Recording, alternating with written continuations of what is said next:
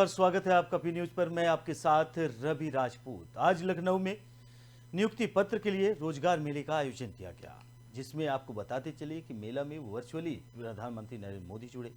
उन्होंने देश भर के 70,000 युवाओं को नियुक्ति पत्र दिया। पीएम ने कहा कि राष्ट्रीय स्तर पर रोजगार मेला एनडीए और भाजपा सरकार की नई पहचान बन चुकी है। मुझे खुशी है कि राज्य सरकार लगातार इस तरह का रोजगार मेला आयोजित कर रही है और राजधानी के इंदिरा गांधी प्रतिष्ठान में यूपी की युवाओं को केंद्रीय मंत्री स्मृति ईरानी ने 354 युवाओं को नियुक्ति पत्र बांटा। अमेठी की अभ्यर्थी की तारीफ करते हुए स्मृति ने यह भी सभी लोग मुझे दीदी कहते हैं। पीएम ने कहा कि आज भारत में निजी और सरकारी सेक्टर दोनों ही जगह नौकरियों के निरंतर नए मौके बन रहे हैं। बड़ी संख्या में युवा रोजगार के लिए भी आगे आ रहे हैं और गारंटी के बिना बैंक से लोन दिलाने वाली मुद्रा योजना ने करोड़ों युवाओं की मदद की है।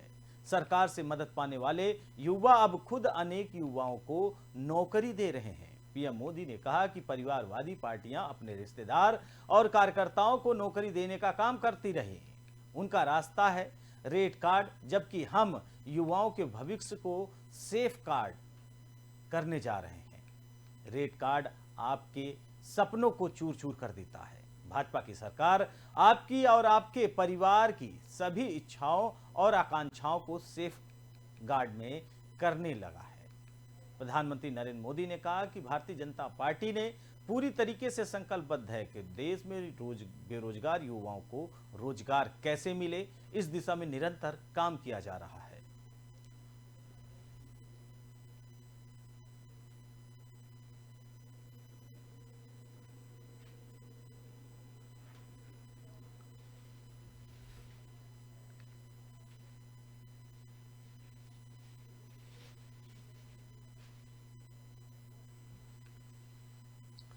बढ़ते हैं अगली खबर की ओर, जहां हिंदुस्तान अवाम मोर्चा ने नेता संतोष सुमन मांझी मंत्रिमंडल पद से इस्तीफा दे चुके हैं। संतोष मांझी जीतन राम मांझी के बेटे हैं। एक दिन पहले ही जीतन राम मांझी ने 23 जून को होने वाली विपक्षी एकता की बैठक में शामिल होने से मना कर दिया था। हालांकि उन्होंने कहा था कि नीतीश कुमार उनके नेता हैं। संतोष कुमार मांझी ने लोकसभा चुनाव में 5 सीटों की डिमांड की थी। इसके बाद जीतन राम मांझी ने कहा था कि वह बिहार की सभी 40 सीटों पर तैयारी कर रहे हैं। जानकारी के मुताबिक नीतीश कुमार ने जीतन राम मांझी से कहा था कि वह अपनी पार्टी को जेडीयू में मर्ज कर दें। जीतन राम मांझी फिलहाल एमएलसी हैं और 2018 में पहली बार एमएलसी बने। फिलहाल अनुसूचित जाति और जनजाति मंत्री थे। 2020 में नीतीश कुमार ने संतोष को सिंचाई मंत्री बनाया था। संतोष मांझी यह इस्तीफा विजय कुमार मांझी को सौंपा गया है। आपको बता दें कि संतोष सुमन के इस्तीफे पर आरजेडी के प्रवक्ता शक्ति सिंह यादव ने कहा कि जीतन राम मांझी कई बार कई तरह की बातें करते रहे हैं। जीतन राम मांझी 2015 में भी कई तरह की बातें करते आए हैं और फिर लौटकर दोबारा हमारे साथ आ गए। यानी कि एक तरफ जहां महागठबंधन को बनाने की, उसको निरंतर बढ़ाने की कोशिश में बिहार के मुख्यमंत्री नीतीश कुमार लगे हुए हैं, वहीं दूसरी तरफ ये बड़ा झटका महागठबंधन को लगा है। आपको बता दें कि जीतन राम मांझी के बेटे ने इस्तीफा दिया है।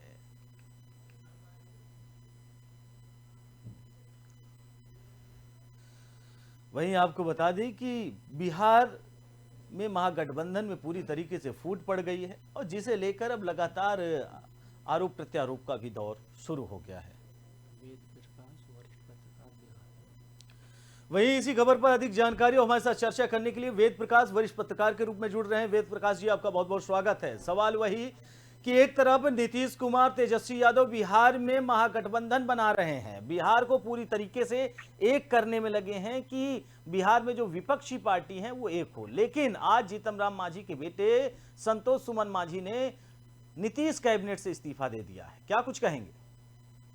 जी बिल्कुल, बिहार महागठबंधन से संतोष सुमन का जो इस्तीफा है, ये कहीं न कहीं उनको ये दावा था कि अपनी पार्टी को आप जेडीयू में मर्ज कर दीजिए। ऐसा कहा जा रहा है, ऐसा कहा था कि संतोष सुमन इस बात से सहमत नहीं थे और उनका जो मंत्रालय था अल्पसंख्यक कल्याण, उससे उन्होंने कैबिनेट से इस्तीफा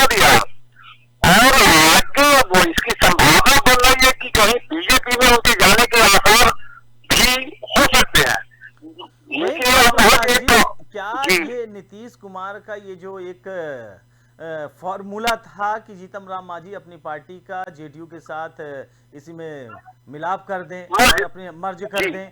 तो क्या इसका जी। मतलब नीतीश कुमार की पार्टी जो जेडीयू है धीरे धीरे उसका जो वर्चस्व है, उसकी जो सोच है वो धीरे धीरे कम हो रही है बिहार से, इस वजह से ये बढ़ाने के लिए उन्होंने ये कदम उठाया था और कहा था? नहीं, मेरी समझ से सियासत में अपनी अपनी महत्वाकांक्षाएं और मजबूरियां भी होती है। तो इन्हीं मजबूरियों और महत्वाकांक्षाओं के मद्देनजर संतोष कुमार सुमन अपने सियासी महत्वाकांक्षा को लेकर कहीं ना कहीं वो भी हमेशा से एक तरह से देखा जाए तो महत्वाकांक्षी रहे हैं। तो उनका ये, और निश्चित तौर पे जदयू एक बड़ी पार्टी है, तो उनकी उम्मीद थी कि हमारे पार्टी के साथ अगर ये हिंदुस्तान आवाम मोर्चा जो जीतन राम मांझी मुख्यमंत्री रहे बिहार के, जी वो जी मर्ज कर जाए, लेकिन यह संभव नहीं है दिख रहा।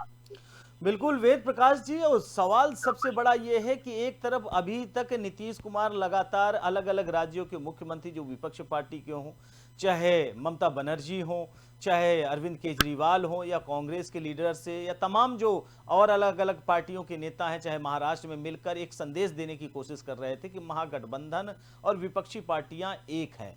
क्या इस फूट के बाद एक अलग मैसेज जाएगा समाज में और देश में?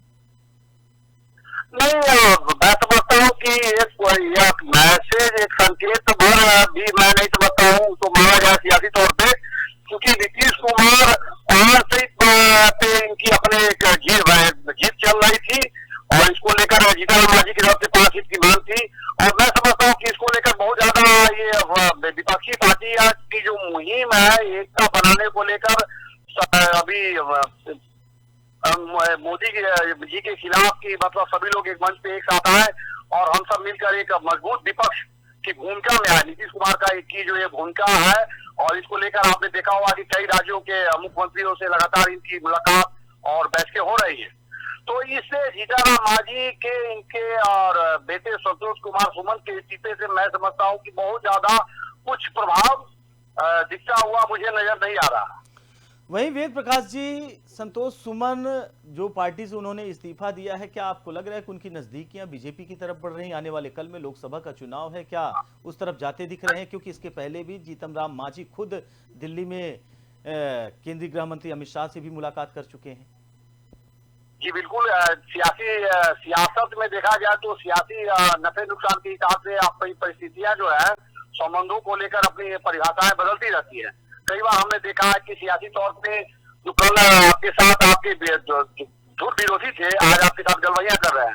तो इससे ये अभी इसके कयास लगाए जा सकते हैं, इससे इनकार नहीं किया जा सकता है कि बीजेपी के तरफ इनका आकर्षण होना स्वाभाविक है कि जेडीयू से 2 सीट ऐसे, अभी ऐसे सूत्रों के हवाले से ऐसा मतलब कयास लगाया जा रहा है कि 2 सीट संभवतः इनको बीजेपी के तरफ से ऐसा ऑफर किया जा रहा है। आपका कहना है कि जीतन राम मांझी की पार्टी को, यानी हिंदुस्तान अवाम मोर्चा को 2 सीटें लोकसभा में देने का जो प्रस्ताव है वो केंद्र सरकार यानी बीजेपी सरकार ने इनको दिया है? नहीं, मेरा ये मानना है कि ये जेडीयू, देखिए यहाँ सियासी तौर पे अगर समझा जाए तो सियासी गणित ये है कि मैं संक्षेप और सरल भाषा में कहूँ तो 5 और 2 का अनुपात है कि हमारी 5, हम जिनके साथ जेडीयू के साथ थे तो हमारी मांग थी 5, और ऐसा बताया जा रहा है सूत्रों के हवाले से कि उनको 2 की उम्मीद, मतलब ऐसा माना जा रहा है कि 2 सीट ऑफर भाजपा कर रही है। तो अगर जहां 5 हम हैं और वहां अगर हमें शून्य या हमारे मतलब मांगों को दरकिनार किया जा रहा है और भाजपा राष्ट्रीय पार्टी अगर हमें 2 दे रही है, हो सकता है फ्यूचर है भविष्य में और भी हमारी उनसे कुछ मांगे हों, उम्मीदें हों, तो इन बातों को लेकर ये मतलब आप मानकर चल सकते हैं कि हो सकता है बीजेपी के साथ कभी मतलब आने वाले समय में साथ हो जाए। बिल्कुल बिल्कुल वेद प्रकाश जी, फिलहाल आप हमारे साथ जुड़े और चर्चा की आपका बहुत बहुत शुक्रिया। जी बहुत बहुत। वहीं आपको बता दें कि बिहार में महागठबंधन में लगातार जो फूट की खबरें हैं वो सामने आ रही हैं। अब जीतन राम मांझी के बेटे संतोष सुमन मांझी ने नीतीश कैबिनेट से इस्तीफा दे दिया है।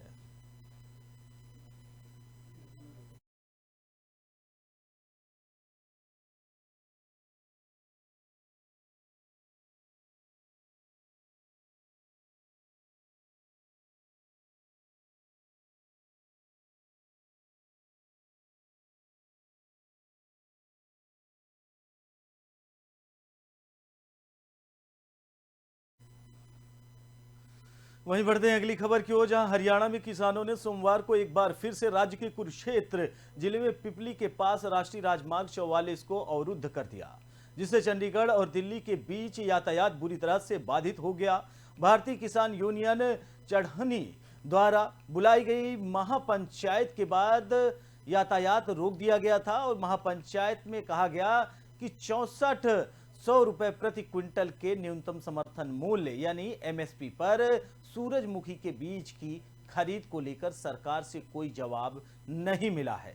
साथ ही वे अपने नेताओं को, खासकर भारतीय किसान यूनियन चढ़नी के प्रमुख गुरनाम सिंह चढ़नी की रिहाई की भी मांग कर रहे थे। किसानों के मुद्दे पर प्रतिक्रिया देते हुए मुख्यमंत्री मनोहर लाल ने मीडिया से कहा कि सूरजमुखी के बीज पर एमएसपी के मुद्दे पर सरकार की बातचीत चल रही है। इस दौरान उन्होंने कहा कि हमने कुछ फैसले लिए हैं और किसानों को बताया गया है, हम जल्द ही किसानों को एमएसपी के खरीद की कीमत मिलते हुए देखेंगे। हरियाणा और उसके पड़ोसी राज्य के अलावा पंजाब, दिल्ली और उत्तर प्रदेश के लगभग 50,000 किसान पिपली शहर में एकत्र हुए। उन्होंने कहा कि अगर सरकार उनकी मांगे नहीं मानती तो राष्ट्रीय राजमार्ग फिर से जाम कर दिया जाएगा। कुरुक्षेत्र में सरकारी सचिवालय का घेराव किया जाएगा। बता दें कि सूरजमुखी उत्पादक मुख्यमंत्री मनोहर लाल द्वारा 10 जून को घोषित राहत के लिए ये खबर आई थी। उन्होंने कहा कि यह किसान संघों द्वारा बुलाई गई महापंचायत को रोकने का एक प्रयास था।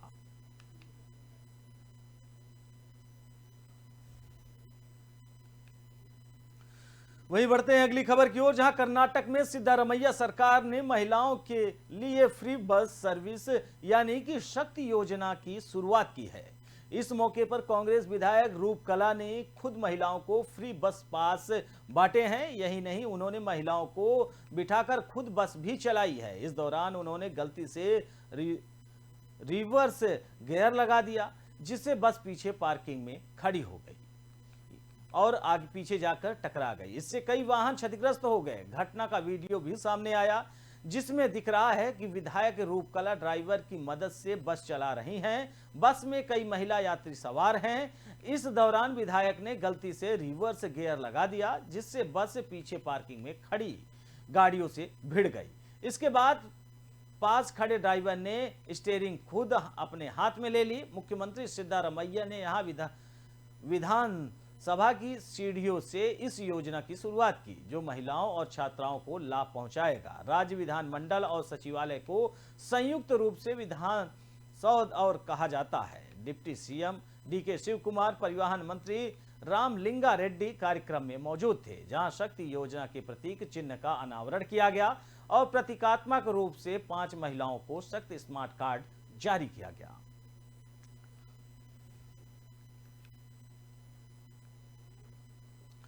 बढ़ते हैं अगली खबर की ओर, जहां भोपाल में सरकार के दूसरे सबसे बड़े भवन यानी सतपुड़ा भवन में अचानक आग लग गई। मंगलवार सुबह 8 बजे तक आग को बुझा लिया गया। मुख्यमंत्री शिवराज सिंह चौहान के निर्देश पर गठित अफसरों की टीम सतपुड़ा भवन में जांच के लिए पहुंची है। वहीं एसीएस होम राजेश रजौरा जांच कर रहे हैं। भोपाल कलेक्टर आशीष सिंह का कहना है कि आग पूरी तरह से कंट्रोल में है। हमारी प्राथमिकता थी कि कोई जनहानि ना हो और आसपास के इलाकों में आग ना फैले।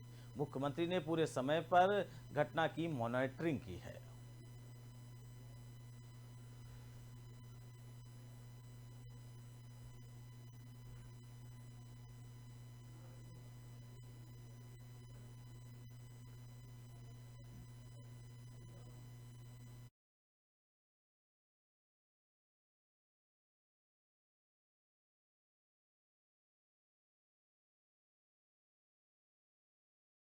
के द्वारा इस पूरी आग की खबर के बाद जांच पड़ताल भी शुरू कर दी गई है। फिलहाल ये माना जा रहा है कि कई अहम फाइलें इस आग की चपेट में आने के बाद विभागों की जल गई हैं। फिलहाल जो पीएस है मध्य प्रदेश के राजेश रजौरा इस पूरे मामले की अब जांच कर रहे हैं।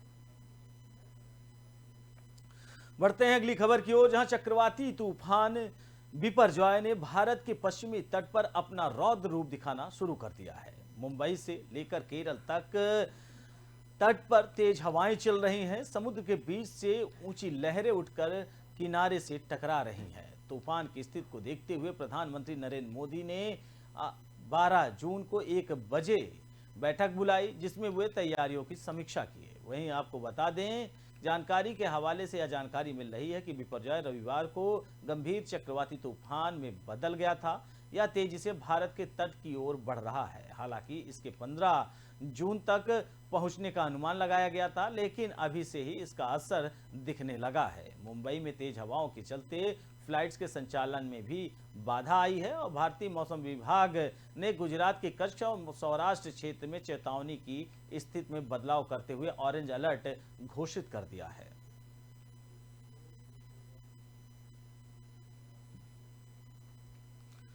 तो फिलहाल इस बुलेटिन में हमारे साथ इतना ही। बाकी देश दुनिया की तमाम बड़ी खबरों से जुड़ने के लिए देखते रहिए पीएन न्यूज। नमस्कार।